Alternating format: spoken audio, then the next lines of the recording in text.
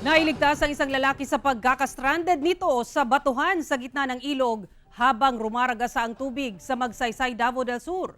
Nakuhanan din na video ang pagragasa ng tubig sa ibabang bahagi ng naturang ilog. Narito ang report ni Argel Relator ng GMA Regional TV 1 Mindanao. Agad na pinasuot ng hard hat, life vest at harness ng mga rumispondeng rescuer mula sa MDRMO Magsaysay, Davao del Sur ang isang 20 anyos na lalaki matapos ma-stranded sa batuhan sa gitna ng ilog habang rumaragasa ang malakas na tubig. Sinabi muna sa kanya ng mga rescuer ang mga hakbang na gagawin hanggang sa hinila na siya gamit ang tali sa ibabaw ng rumaragasang tubig sa ilog.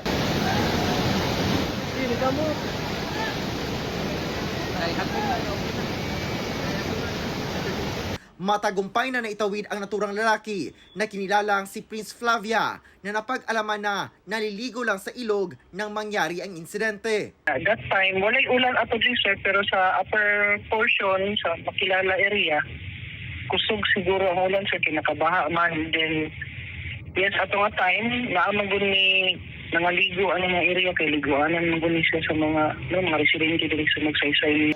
Bigla na lang daw tumaas at trumagasa ang tubig sa Bulatukan River na naghahati sa dalawang barangay ng naturang bayan. Nagasaka siya sir, pero dili siya inato kakusog, no?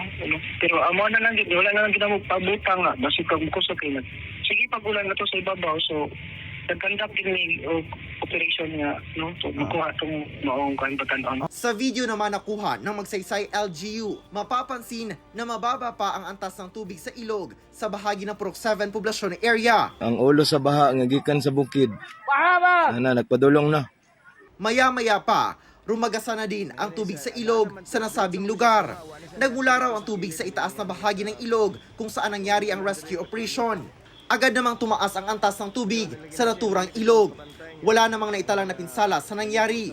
Ayon sa Pag-asa, easterlies ang nagdala ng mga pag-uulan sa Mindanao. Mula sa GMA Regional TV 1 Mindanao, Argel Relator, nagbabalita para sa GMA Integrated News.